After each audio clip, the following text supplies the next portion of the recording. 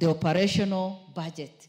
The members of the county assembly will have more direct control, and this will give them the freedom to do their oversight. Honorable Speaker, any politician would want to be free in terms of giving their speeches, in terms of politicking, in terms of oversight, and also representation. They have been lacking this particular part before, but when we give now, this will be assented to, then we know very well that our county assembly will be empowered fully. Again, Honorable Speaker, in case of emergency, because there is no much bureaucracy, controls, they will be able, in case there is any emergency, because we know that some of us come from dry areas where sometimes we get flooded, floods affect, drought comes, and we lose animals, and maybe some sickness comes, and diseases come, and people get sick, and all these things. And sometimes you need emergency funds. And Honorable Speaker, for the first time, the county assembly will have control over this money, and within a short time, they'll be able to come together to reason and to approve what needs to be done, which will benefit the citizens. Again, the county assembly will be proud of their work, and also that will enhance accountability. This bill will also enhance accountability. Again, I have gone through the report, and it says it will also ensure timely reporting to oversight bodies. Honorable Speaker, in many counties today, or even in our country today, we have a problem of corruption. And the measures that have been put in place, I think will give us the assurance that there'll be accountability, and they will also be more effective because the funds will be there, and they will also be able to serve their people. Under Article 5, it says, arrange for the county assembly fund to be kept in Central Bank of Kenya in account to be known as the county assembly account. Honorable Speaker, this is something that we should all support, because they will have the funds in their own account. They'll be able to run their projects and programs. They'll be able to do better services delivery, and they will be able to reach out to people that they want to serve and do the necessary projects that are supposed to be done. With those few remarks, Honorable Speaker, I support this bill, and the earlier we assent to it, the better, so that our counties can benefit from this. Thank you. Honorable Umul Khair, followed by Honorable Chematian. Thank you, Speaker, for giving me the chance to contribute on this matter. And I think it's very timely that we are having this amendment and this particular bill to support the independence of our county assemblies and our county governments to operate efficiently, because I believe the biggest challenge that's facing members of county assemblies currently, it becomes a challenge when you have to work with the executive and still do your oversight roles. So for me, this is a big chance to allow the county members of the county assemblies to be able to execute their jobs with little intimidation. And for this, I really support this particular agenda. But I think my small concern would be, we might be creating emboldened clerks within this particular bill. So maybe my proposal would be that we have a particular guidance on how we can address that, because we might have a challenge where the clerks are running everything and might even be undermining the work that should be done in the county assembly. With the issue of corruption in our country, and I think when the crafters of the Constitution were having devolution in mind, nobody envisioned having individual millionaires. But what we are having now is governors who are like the demagogues within the counties, who are undermining development, who are looking... Madam MP for Garissa. Yes. I happen to have been in the 10th Parliament that is basically the father of this constitution. And the same independence that we did for the National Assembly, or Parliament for that matter, was envisioned to go down also. So the only thing that was missing was the operationalization, the laws that were going to operationalize the independence of the county assemblies. At no time at that time did we, as the framers of that constitution, imagine that the county assemblies will be not independent the way the National Assembly is independent. I get your point, Mr. Speaker, but my point was on the vision of county governments, and the reason for having devolution was to allow resources to trickle down to counties and to allow even marginalized regions to be able to have their own independent operations. But with the corruption issue, we are seeing a lot of governors who are running everything without consultation and with little oversight roles even from the MCAs. So this particular bill will be able to address that particular challenge, and I really support. And I hope we also are able to capture the issue on the clerk so that we can be able to have a very strong county government and county assemblies. My proposal also to the Senate would be that in future we can think of a bill that allows that blocks immediate sitting governors to transition to running for Senate, because they use the Senate as a house to protect themselves after looting for close to 10 years. So the proposal to the Senate should be also protect us from these thugs to transition into these houses, because these are houses that are of respectable people, and we do not wish to have thugs sitting in our house, Mr. Speaker. Thank you so much. It's over. The Honorable Chematian. Thank you so much, Mr. Speaker. Honorable Mulkhair is very categorical. And Omulger was very specific and repeatedly said thugs, Mr. Speaker. Mr. Speaker, I also want to join my colleagues in support of this bill. This bill, yes, Senate bill, that is going to enable our counties to be fully functional. And I want to also echo your words that this was a decision that was made to replicate what is there. It is also used in all the National Assembly.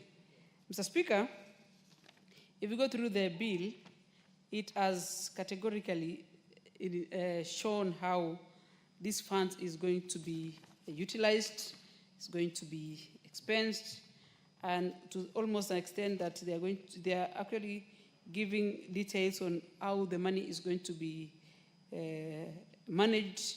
And this Finance Management Act is, if you ask me, Mr. Speaker, is going to help us manage our counties, specifically, and going to every individual county with their own, in terms of numbers, in terms of locations, because it all differs from the regions in this country. And I would really encourage that this is a very nice bill, because, Mr. Speaker, if you look at what our MCAs go through, as much as they want to do their work without interfering with the executive,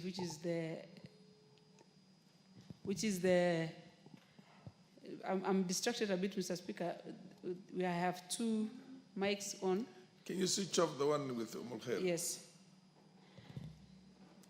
Because as they do their oversight, specifically with the governors and the executive, which is the CECs and the CEOs, they also need to have their own fund that they are able to manage the day-to-day activities in the assembly. Just like the way we do here in Parliament, where we can pay our bills, we can manage our spaces, make sure the building of the county's assembly is managed in proper way. And you know, these are properties of the people of Kenya, and it's supposed to be helping the counties to grow for posterity. Mr. Speaker, I am keen to also add that in this fund, it shall be used to defray the administrative expenses, just like I've said, and also these buildings and grounds and assets of the county assemblies. This is going to keep these counties in good shape for long. And also the good thing about this fund is that it's going to be, according to the constitution, it is going to have their accruals and the balances in the county assemblies that end of each financial year shall be retained in the county assembly fund and applied in accordance with this constitution. There's a very interesting one, Mr. Speaker, that says in, I think, Article 109E says, the county treasurer shall, at any beginning of every month and in any event not later than the 15th day from the commencement of the month, disburse monies to the county assemblies fund for the expenditure of the following month. This is going to give proper utilization and going to be a good management in the counties. If you realize, Mr. Speaker, most of the counties are not able to pay their own bills. It's because this fund is going to do a very good service to them. Number two, to add also, Mr. Speaker, is that the administrator, which is going to be the clerk, is able to manage the institution, because these institutions are already in place. And for us to maintain and make them useful for all our future, we have to give them opportunity to serve and through this Finance Act. Otherwise, Mr. Speaker, I want to say thank you, and I want to say I support this Finance and bill. Thank you. Honorable Naisula, the lady from Samburu. Thank you very much, Mr. Speaker, and thank you for giving women in quick succession the chance to speak, because we are always thrown in like beans in Githeri. But thank you very much. Thank you so much. I'll take a very few minutes, Mr. Speaker, because my colleagues have said a lot about this bill. I want to support the County Public Finance Laws Amendment and commend the Finance Committee from the Senate, led by the Chair, Honorable Roba, for coming up with this very important bill. And you know, as you have rightfully said severally, that you were there during the constitution-making process, and the Constitution is a live document. It is something that, as we implement it, we learn, we see what needs to be done progressively as a country. And so this is one of the issues that the Senate has seen is a challenge, and also our county assemblies, because I know many members here whom their county assembly members have reached out to, that when this bill comes to the floor of the House, we support, because they have noted that there is a big challenge when they have no autonomy, and especially of their finances and how they run and manage the resources that come to the county assemblies, Mr. Speaker. It is quite demoralizing when it is the executive which allocates money. And it's like the assemblies are the qualms of the executive, of the counties. And so that they have to wait for the executive, how much money, it's like they're begging for that money, Mr. Speaker. But as you had rightly said, it will mirror what we have as the National Assembly or as Parliament, what we have with the judiciary and also the executive. Because we've seen also another challenge in our counties where MCAs have to run around looking for the ward fund, and if you don't support that governor, you will not be given ward fund, so it's like tokenism to the county assembly members and what they're supposed to do. But also, most importantly, I'm sure once they have their own resources, it will facilitate them better to do their work. Just as we are facilitated here to execute our mandate in Parliament, I think I believe that when our county assemblies are well-resourced, then their motivation, their way of working will be improved. And that is also what we expect to see from them once we pass this bill, Mr. Speaker, and it is assented to. It is also coming in at the right time when we are doing the budget process, and we just passed DORA. So I hope it can be expedited, it can be assented to, so that it can start working, Mr. Speaker. And so with that, with those very many remarks, I support. The Honorable MP for Daraka Murugara. Yes, thank you very much, Mr. Speaker. Mr. Speaker, I begin by saying three things. Number one, of late we haven't seen anything good coming from the Senate, apart from some bills which have been falling when they come here, and some of which we've been rejecting outright because they've been busy or busying themselves with things that do not concern them. But for now, this period of time as we debate, something good has come from the Senate. A bill trying to entrench a fund in the Public Finance Management Act to secure ward representatives, the MCS. Independence of the county assembly. Number two, as we strive for independence of the county assemblies, we must also remind ourselves that we have not had kind words for governors. And this is not out of malice. It's a reality on the ground. And we've always said it. If the governors are working well, let one of them stand up and say, this is what I have done this year. I'm competing with the CDF. Let CDF show us what they've done. I will show you what I have done, and I'll win against CDF. While CDF is poultry money, they have all these resources. They have nothing to show for it. Therefore, we continue with being unkind to them because they're also not being kind to Kenyans when they do not apply monies allocated to them by this House prudently and appropriately. Thirdly, when we pass this, the MCS, who are actually the basic representation at the grassroots, have been crying for the Ward Development Fund. We know very well, we've responded to them by saying this can be local legislation in each of the counties, but there may be an avenue available, and the Senate must look at it again, which is the appropriate law we should amend at the national level to ensure that MCS, the members of the county assemblies, do have a ward development fund which they can use to develop wards, similar to a structure where we have the CDF, which is based at a constituency but does not involve a member of parliament. Also, these ward development funds would actually not involve members of county assemblies, but would be administered in line with the way CDF is administered. We now need to enhance the county assembly's autonomy. And one way of doing it is to establish this fund. Governors who have converted themselves into demigods, and in the counties, they are infallible. They cannot be faulted, especially by members of county assemblies, whom they hold to ransom, so that when they want everything passed, they have to dangle little monies, dangle the pass on them so that they can get the favors. Time has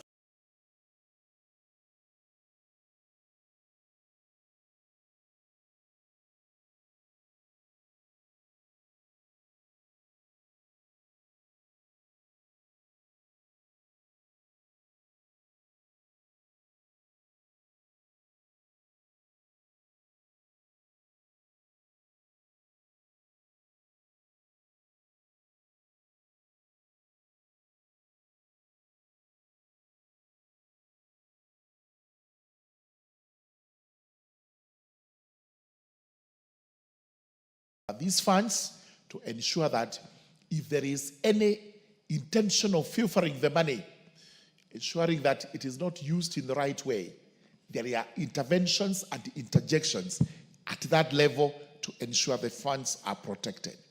Important provision, they cannot overdraw these accounts, which means they cannot overplan. They have to live within their means. They have to plan in accordance with the monies appropriated into these accounts, or however else they are raised, which monies are paid into this fund. It is very important also to note the provisions on utilization of the funds. And this is where we have had members of the county assemblies, whenever they raise an issue, because the governors know they are hungry, they are taken on a trip to Mombasa, where they are entertained by the governor, they are given paltry sums of money, and they drop whatever noble idea they had. This money is going to be defray the administrative expenses of the county assembly, including taking care of these members. Number two, they may be able to acquire buildings, grounds, and assets for the county assembly. This is a very important clause because my county, Tharaka Nithi, as the headquarters at a place called Kathwana, we do not have a county assembly apart from some Mabati building that was cobbled up in 2014 to house the county assembly. Thereafter, there have been attempts to build this county assembly headquarters without any success because there is no money meant for it, and when it is appropriated by the executive, eventually it is realigned to something else, and they continue suffering under those structures. This money, once ring-fenced into this account, will be useful in ensuring that whatever infrastructure the county assembly wishes to acquire is actually acquired without interference from the executive. And many of the other proposed amendments which try to make this fund as autonomous as it can be, and it is that autonomy which the MCS have been crying for. The House of Parliament, beginning with the Senate, whose primary function is to ensure that the county government's function, the county assemblies are protected, must come up with legislation like this. And we, as members of this House, must also render support to the Senate so that we are able to entrench autonomy of county assemblies in law, and this is to the advantage of devolution. This is in execution of the aims and aspirations of our Constitution in making provision for devolved units. With those remarks, I beg to support this very important bill coming from the Senate. The Honorable Rindikiri. Thank you, Mr. Speaker.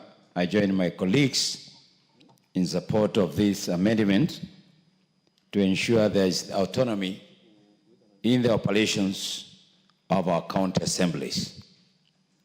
Mr. Speaker, we are so lucky as a National Assembly to have the Parliamentary Service Commission.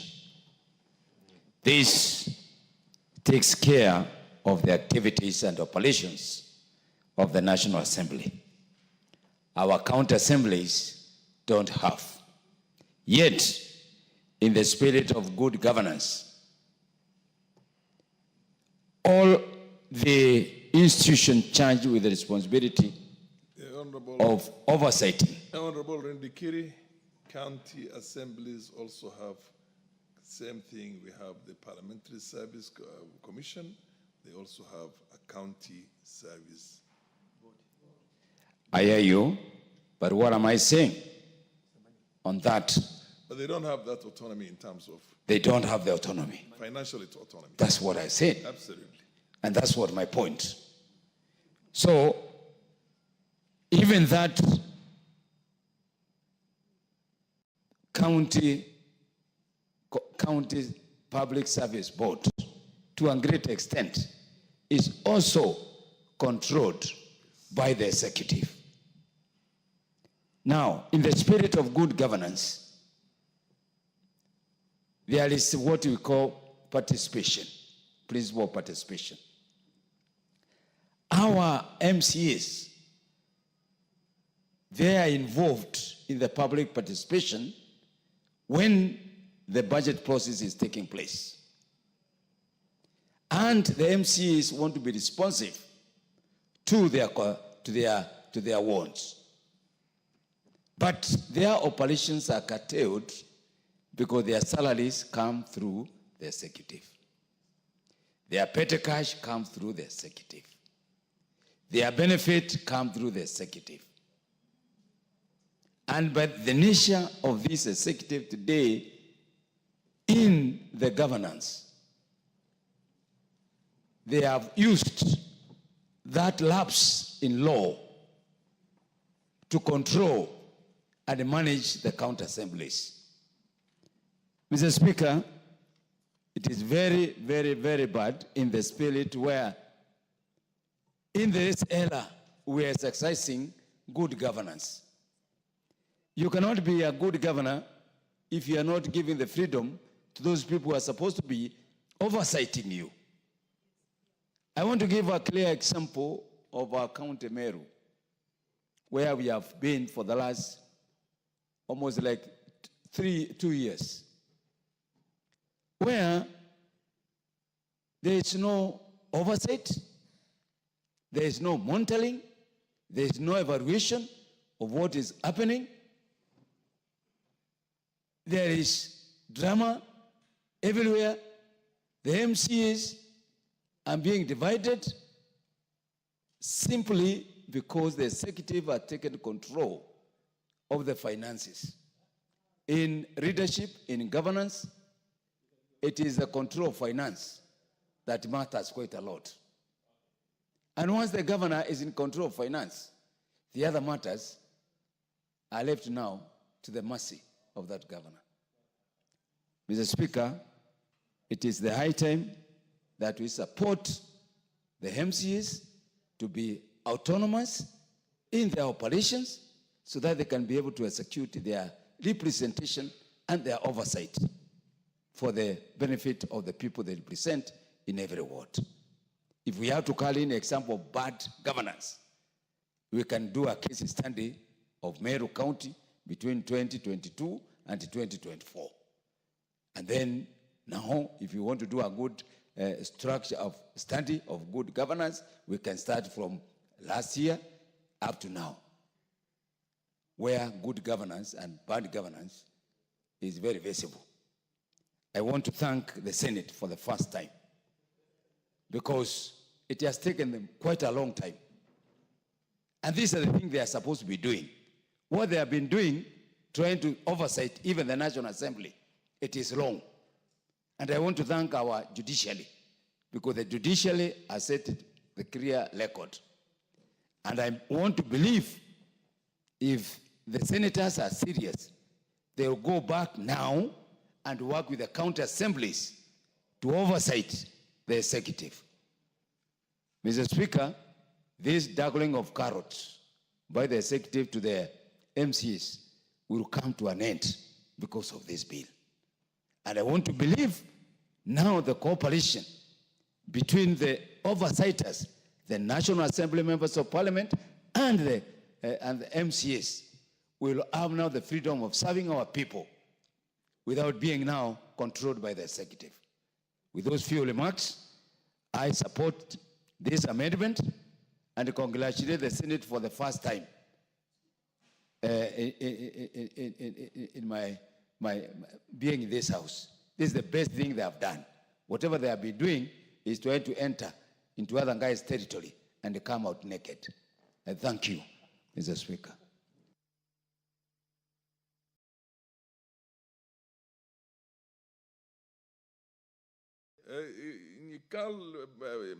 But when the majority leader asks for it somehow, they do get certain preference. Proceed, Deputy. Thank you, Honorable Speaker. Honorable Speaker, it comes with a job.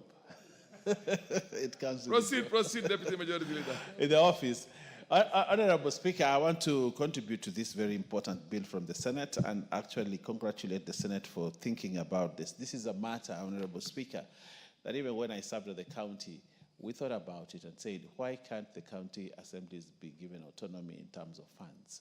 This is a noble thing, because many times, just like this parliament, when you are in the earlier parliaments, Indeed, yes. I was in the 10th Parliament when everything used to come through the office of the President. Yes, and you know Sorry, what? the 7th Parliament. Yes, When before we got the independence of Parliament itself, we depended on... and that is what we have subjected Indeed, the county assemblies to, that in the 21st century, they are actually operating on the 20th century paradigm. And to shift it to the modern paradigm, Your Honor, is that we are actually doing the right thing for the county assemblies. The MCAs need to be independent. That, just like this chamber got independence from the executive. For a long time, we have put the county assemblies under the executive. And that's why sometimes, if you want to control and frustrate the county assemblies, then a governor just requires to say, don't give them money. Don't give them resources. You control their resources, you control the budget, and therefore you get the whole thing confused. But this is a very noble thing. The two arms of government at the county level, Honorable Speaker, the two arms of government need to work independently like we work here. Let the county assembly be independent in terms of finances, and let the executive be independent. Giving them authority and resources, Honorable Speaker, gives the county assembly the power to oversight properly the county. So I want to tell the MCAs, as we give them these funds and we give them autonomy, now we want them to start oversighting the county government and the executive of the county government properly, because now we have given them funds and they need to do. But they must be accountable to the funds that we're giving them. Honorable Speaker, I beg to support. The Honorable Nyikal. Thank you, Mr. Speaker. Speaker, I rise to support this bill from the Senate. Mr. Speaker, it's very interesting that 10 years we are looking at the structure of financial management of these entities. It is a whole issue of devolution, and I think what happened, Mr. Speaker, is that when devolution came, we had this, the Commission for the Implementation of the Constitution. Operationalization, it was the operationalization of the Constitution. Implementation, as you put it yourself. And also, then we have the Transition Authority, which was taken over. But we still have a Constitutional Implementation Committee in this House. Yes. It still exists. I think that committee needed to be working continuously. Because what really happened with the devolution, Mr. Speaker, is that we actually devolved but did not work out structures before devolution. Absolutely. I remember the debate before devolution, just after the Constitution has been passed, that there was need to put some structures for these counties so that as they come in, they have a rudimentary structures with which they start operations. We didn't do that. We only looked at the laws, and the Transition Authority didn't look at the administrative element. And this is what has brought us here. So, Mr. Speaker, now we talk very much about runaway corruption in the counties. But what did you expect? You give out a lot of money without financial structures to support it. What happened? Unless you are an angel, you will use that money the way you want. And so we are beginning to see, and I'm happy that we're beginning to see, these are very major structural gaps. Now, even if you leave the finance, even the issue of human resource, let me take the issue of health where I'm conversant with. Again, what you are dealing with is lack of structures to deal with human resource. We had the Public Service Commission, then we put the County Public Commission, but there's no link, so that if you have workers, like in the health sector, where workers recognize themselves as the same cadres wherever they are, but there is no uniform ways of handling from county to county. So again, that's a major gap in the human resource management. Even procurement, Mr. Speaker, I think the procurement is suffering the same way.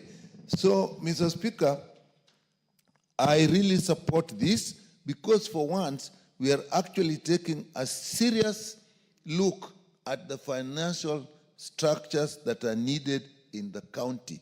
So this bill brings in what we have needed. This is what we needed to have done immediately we had the Constitution or before. In fact, it was suggested. But people who are enthusiastic actually shut it down.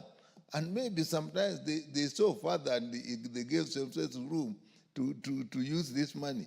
And so now we are putting in this, and this bill is good. It's giving autonomy to the MCAs, but that's the most glaring. But it's looking at all other areas.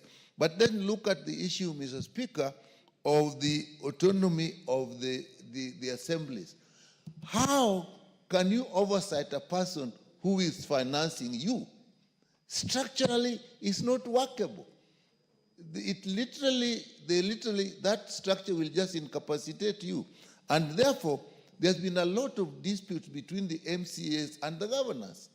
And it is understandable. It is a structural thing. It would be unnatural if they were friends. It is just like asking a goat and a hyena to be friends. They should understand that they want. It can't work like that, Mr. Speaker. So now, when we give them this autonomy, they can manage themselves, their finances. Similarly, they may not also understand the constraints of the governor. But now when they have the money which is allocated to them, which they are handling, they will actually behave differently.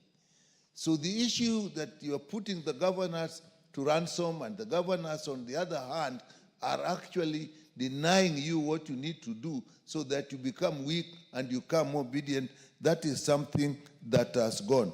And I think, Mr. Speaker, even many of the attempts to impeach governors may actually arise from this dispute.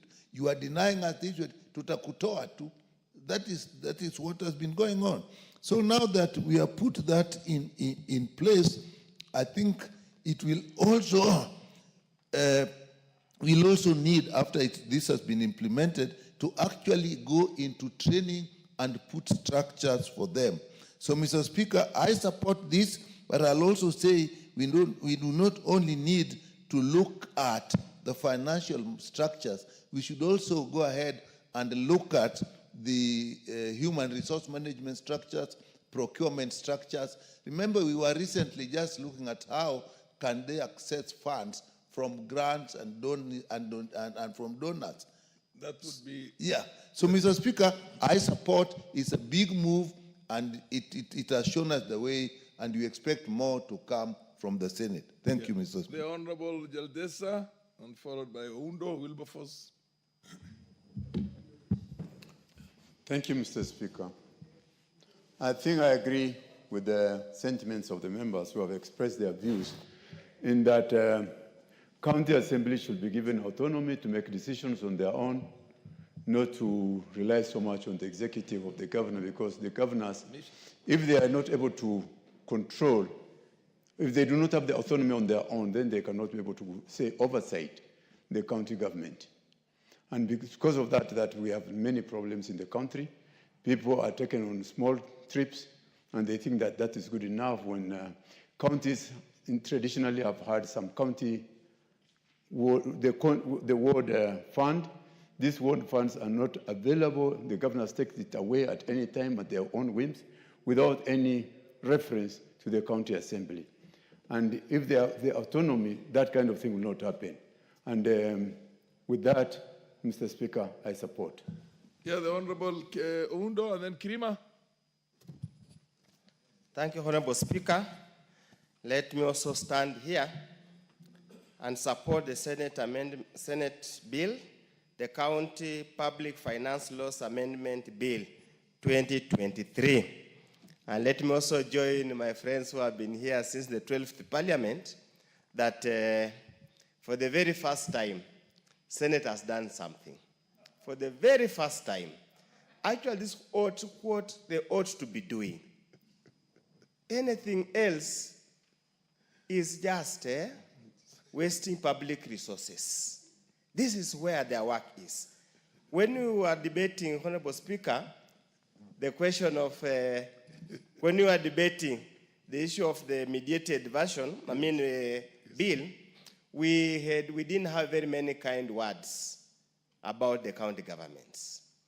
And it is good that the county assemblies have been granted autonomy to be independent and work on their own.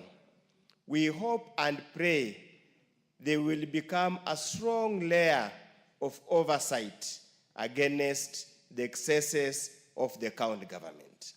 The law the bill has presented is fairly descriptive, and I would have actually mentioned some of the issues contained here could have easily fitted into legislations. These are necessary, too descriptive, too restrictive. With those few remarks, I support Honorable Speaker. Honorable Kirima. Thank you, Mr. Speaker, sir, for giving me this opportunity to contribute to this important bill as it relates to the Senate bill of 2023. But, Mr. Speaker, sir, I support the same with a few remarks as per what is enshrined in Article 95 of the Constitution. That the duties of the Senate, which are enshrined in the Constitution as pertains to the county government, is now, when it's being addressed for the first time since I came in this house, we have been raising issues that Senate is doubling the work of this house, the National Assembly, of which they take to oversight the bodies which they are not entitled to. For the first time, Mr. Speaker, sir, they can now be seen that they are doing the right thing at the right time. From 2013, when the county government came in and started operating, the county government, the county assembly has been a subject of being mishandled by the county executive. With this bill, whereby the county assembly is going to be financially independent, the county assembly now can be able to think and oversight the county executive without being mishandled or being manipulated by the county executive. This one can go far a little bit, or which after the county government, the county assembly become financially independent, the Senate can go far and draft another bill which can make also development as per the ones to be a little bit funded in a different model from the way it is now, whereby it's the executive of the county government which determine which place is supposed to develop or not. Because the moment the county government is subjected, the county assembly is subjected to that form of method whereby the executive of the county government determines which place is supposed to be developed or not, still they will be so much independent on the county executive in a way that if you differ with a certain governor, it means that your ward will not get any development, and they will determine if you will go back to that county assembly or not. But with this piecemeal and advantage of having this bill to make the county assembly a little bit independent, it will be marvelous for the county assembly to work. But, Mr. Speaker, sir, if we look at the article of the Constitution, that's Article 95, which defines the laws of the county, the laws of the Senate, you will find that the Senate has been doing things which does not belong to them, and they have been wasting taxpayers' money for no reason other than what they have done now. That's the first article, that's the first bill which they have come up with, which relates to their work. And if the public is given a chance now, whereby we can go for what you call referendum, I assure you, Mr. Speaker, sir, the Senate will be dealt away with by the Republic of Kenya, by the Kenyan public, because they have been doing what does not belong to them. It's now that they have realized their law, and we congratulate them for that. And we congratulate them for that, and they thereby support this bill. Thank you, Mr. Speaker. Honorable MP for Bomet, please take no more than 3 minutes. Thank you, Mr. Speaker, for also giving me this opportunity to also rise and add my voice. From the onset, Mr. Speaker, I want to say I support this bill. And first of all, I want to congratulate the Senate for coming up with this particular bill. Mr. Speaker, the reason as why I'm supporting this is because members of the county assembly, they are representatives of the people, and people are expecting them to deliver. And they are supposed to deliver to their people So I want to support them that we may give them these funds so their work that they can be seen. Because they will be able to come up with a plan. Now they can plan themselves on what they want to do and the priorities areas. I know these people, because they are not independent, they are not be able to oversight very well the county government and the executive. So when we give them these funds to be independent, they'll be able to do their oversight job very well. Thank you, Mr. Speaker, and I support. Fair enough, honorable members. I think now it's fair to call upon the mover to reply. Thank you, Mr. Speaker, for giving me this opportunity again now to reply. Let me thank all the members who have taken their time to go through this bill, and they have made serious contributions to this bill. I want to inform the members that I have informed our secretariat, led by one Benjamin Magut, that they must follow this debate and take notes about what the members have said concerning this bill. I also want to request the members who are present and those who are not present, Mr. Speaker, that they can make suggestions for improvements at the committee stage, Mr. Speaker. Mr. Speaker, I think as a committee we are open for ideas which all these members you have the right to propose at the committee stage. Mr. Speaker, I think we have done a fair job to this bill. I reply.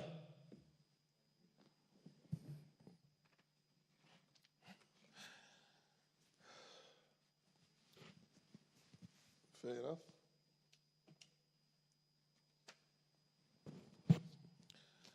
Honorable members, I now put the question that the County Public Finance Laws Amendment Bill, Senate Bill number 39 of 2023 be read a second time. As many have the opinion say aye. Aye. As many have the contrary opinion say nay. The ayes have it. Next order. A bill for an act of parliament to amend the County Assembly Services Act and the Public Finance Management Act and for connected purposes. Order number 17, motion, consideration of the performance audit report on the provision of services to persons with disabilities by the National Council for Persons with Disabilities. Order, honorable members. That order number 17 is deferred. I think we have a communication from the chair of the Public Investments Committee on Social Services, on Social Service Administration and Agriculture, to put this. I direct that this be put on the order paper at an appropriate time when the chair is ready to move. Next order. Order number 18, the Virtual Asset Service Providers Bill, National Assembly Bill number 15 of 2025, second reading. I also wish to communicate that are you going to move that? You had given majority leader, substantive majority leader had given indication initially that he wanted this to be deferred. We actually agree that it be deferred for next when Parliament sits. Okay, Thank you, fair enough. Under the circumstances,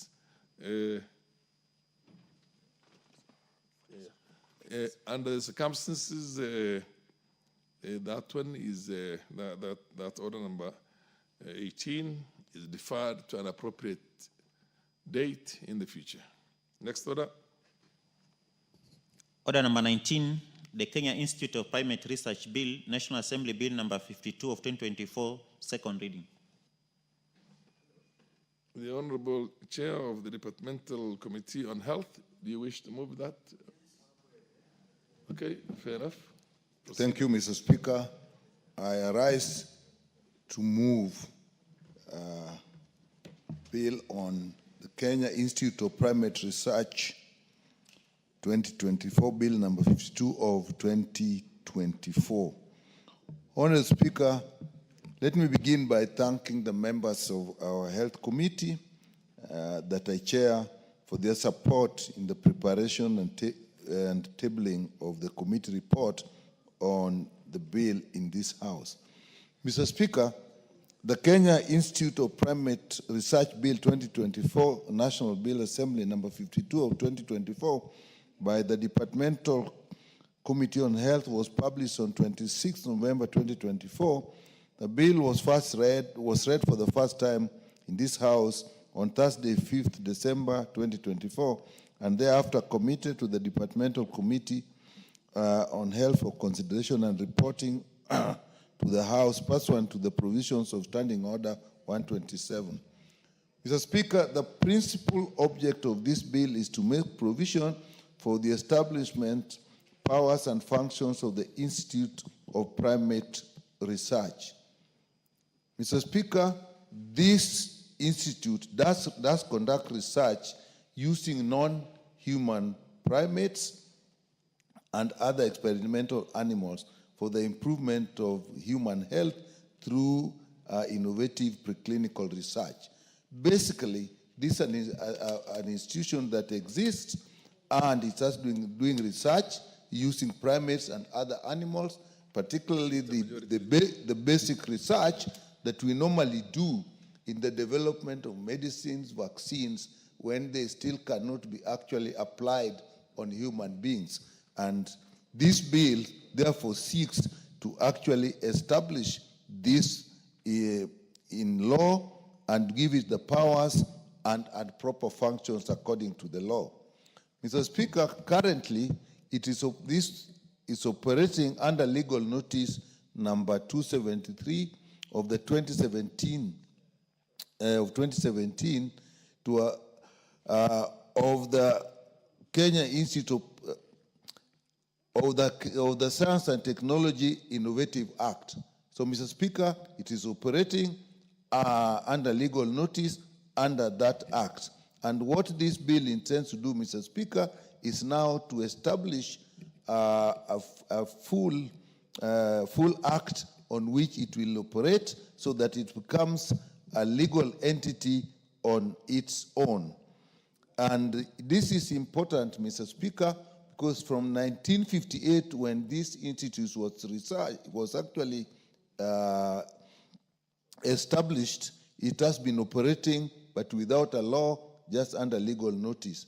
And this institute is extremely important, Mr. Speaker, for the primary research, as I said, on vaccines and medicines, and therefore we now need to establish it under its own act of parliament.